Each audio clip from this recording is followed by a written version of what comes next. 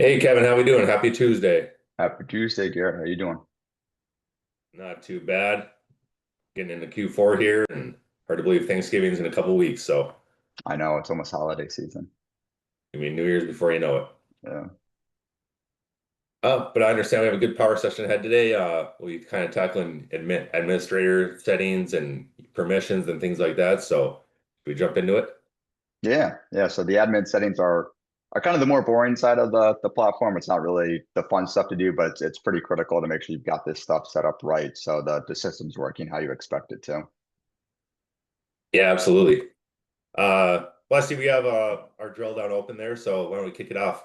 How do uh, how do I go about just controlling what a user has access to? What tools?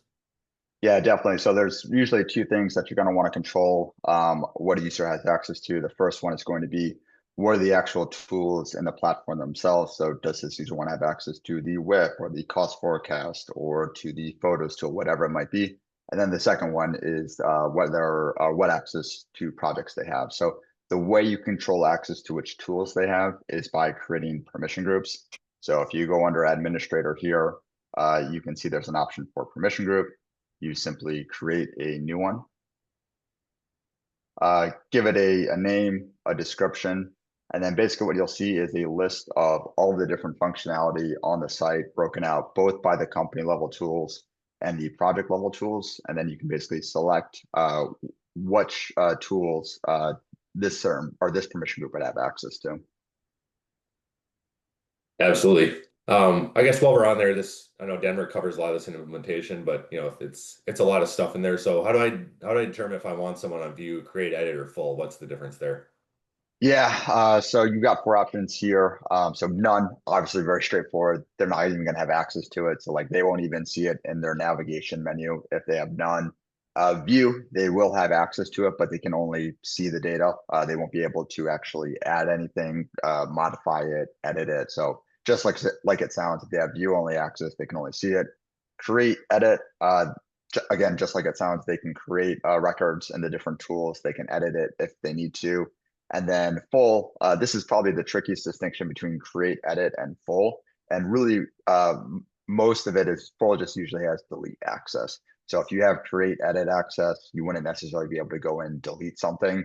But if you have full access, you would have the ability to go in and delete something if you needed to.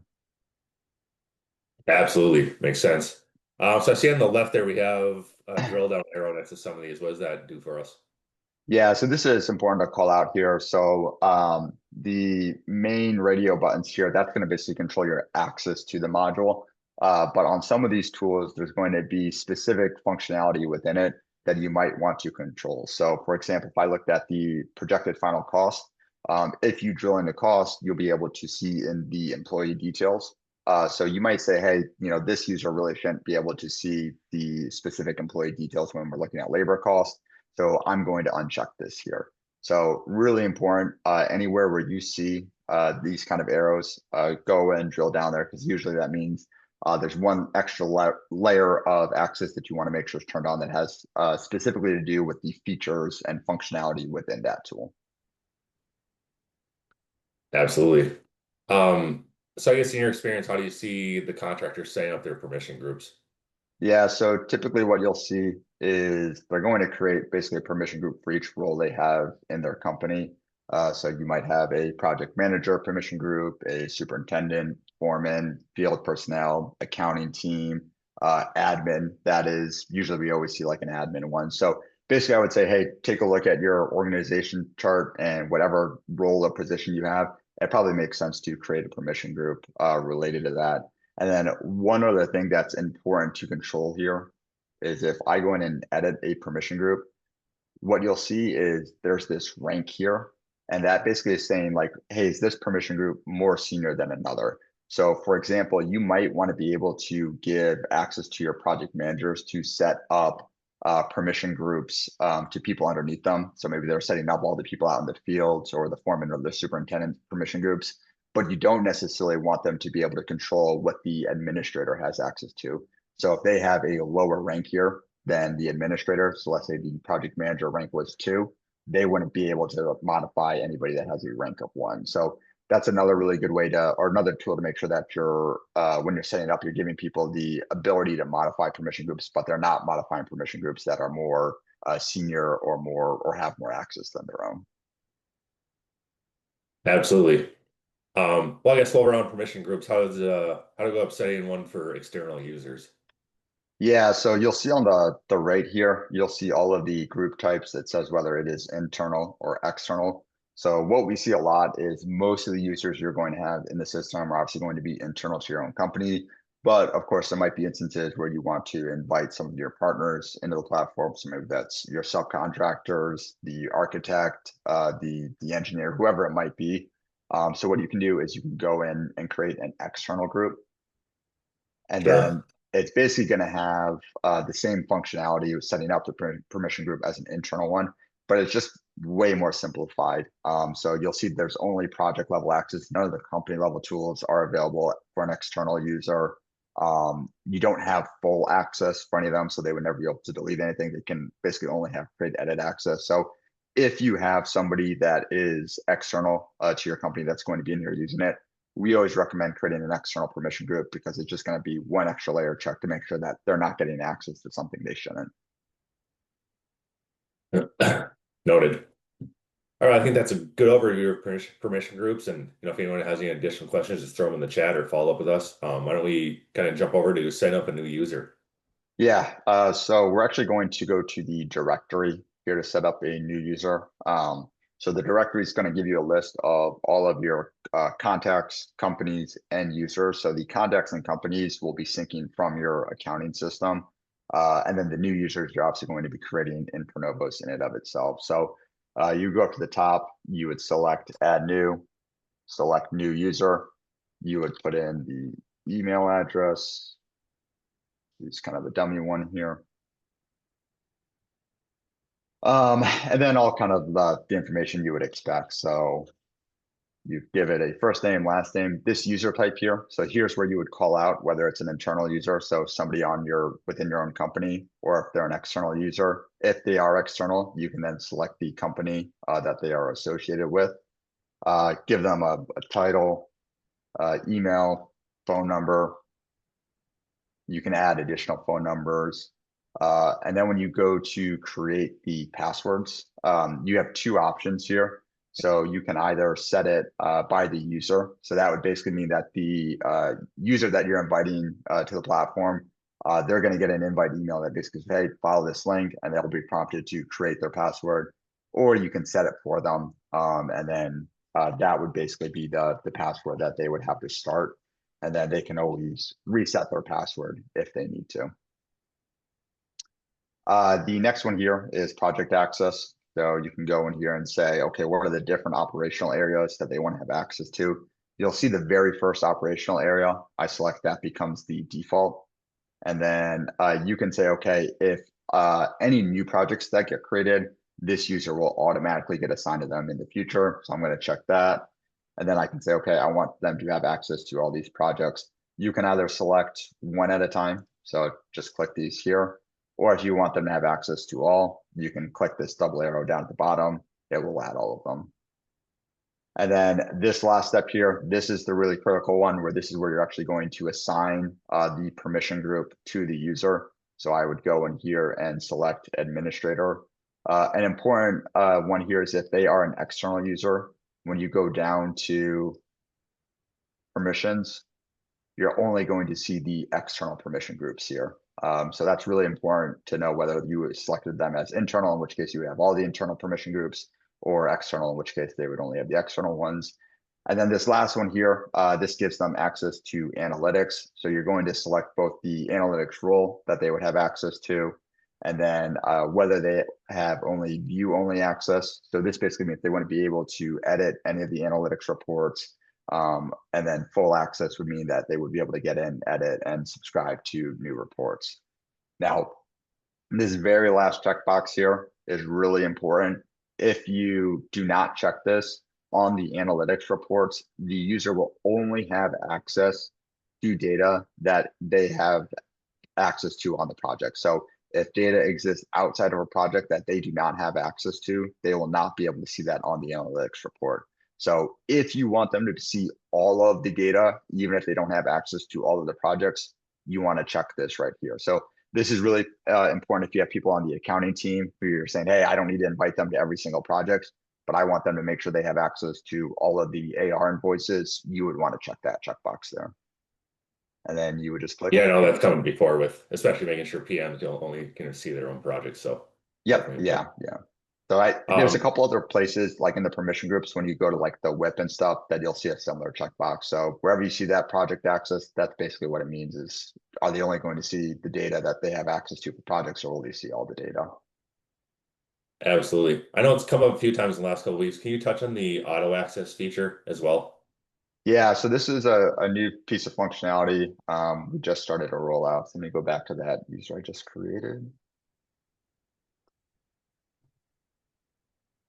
So if I go to edit here and I go to that project access, so what we see sometimes is, let's say you have hundreds and hundreds of projects and you don't want to go in and individually assign them for each project manager. What you can do is you can turn on this auto access and you can basically say, okay, how do I want to control access or project access? So I can say, all right, I'm going to select project manager, and then I can select the specific project manager. So this user will get access to any projects that Carolina Shepherd and Earl Grey are listed as the project manager on. So it makes it a lot easier where you can kind of just apply project access carte blanche based on a certain setting. So the only one we have by default in the system is project manager. What you'll see here are two other ones by project class and by salesperson. We have the ability to add other options to the system, but it's something that we need to set up on the back end. So if you have a way that you want to control your project access, maybe let's say it's based on geographic area or state, reach out to us and we can basically add an option for you on the back end here that you can then assign it to control the project access. Yeah, I like that. We've got some good feedback on that feature so far. So, Yeah. um, so what if I have a contact I want to convert to a user? I know that's come up before with a few different clients. So, Yeah, so you'll see this a lot because we're syncing all of the contacts from the accounting system. You'll see they're already kind of created in here. And maybe you say, hey, this is somebody we actually partner with. We want to invite them to the project. They're going to actually have access to the system. What you can do is when you hover over them and click on the three dots here, you can convert them to a user.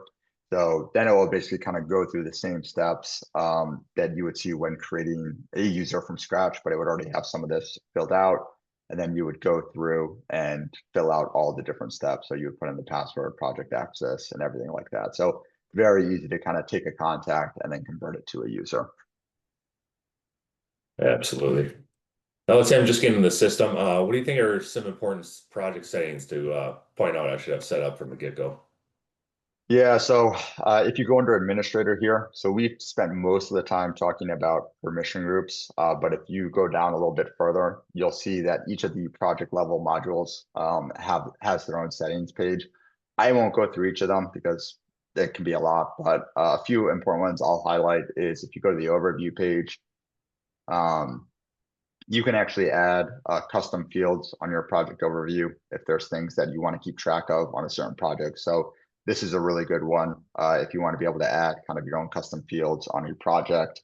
And then the other one that's important to call out here is when you go to the project, there's that project dashboard that basically shows a lot of the financial information. You may not want to expose that to all of your users. So if you go here, you can basically turn off certain of those visuals by permission group. So if you don't want the external user to have access to any of the financial data, you can turn those off here, for example. Garrett, I'm kind of curious, when you work with a lot of our clients, what are some of the project settings you see people go to a lot? I'd say definitely like drawings, photos, change order requests, projected Yeah, final cost. Seem to be kind of some more of our commonly used tools. And I would point out as well, especially for the analytics access, it's important to make sure the right people have access to the right reports. For instance, we have, sensitive information like payroll stuff in the executive dashboard. That one does come up pretty frequently. So just making sure the right people, accounting, admins, executives are the ones viewing that information, not, PMs and things of that nature. So, Yeah, that's a really good call. And let me show that one real quick. So if I go to any of my dashboards here, so let's say I go to my executive dashboard, and if I click the settings here, you'll see I can control permission settings for the dashboards as well. So there's three options. Basically anyone can view it. So anyone that has access to the analytics tool would be able to view it. Only full access users would be able to see it. So remember when we were setting up that user, there's the choice between view and full analytics users. That's what this one would be. And then custom permissions, you would be able to kind of go in and toggle it off. So again, if you remember when we were setting up a user, we had to select a role type for the analytics portion of the platform. So you can basically turn it on or off based on that analytics type. yeah, absolutely. Yeah, I know people are eager to get everyone in the system and viewing the dashboards and, digesting and utilizing the information, but it's important to go through each one and just make sure you know what you're turning on for certain roles. Yeah, definitely. So, I think that's it for my questions, Dane. We're kind of hit our time limit there, so we'll open up the floor to questions from the audience, and if not, we will call it a day. Give it a minute or two here.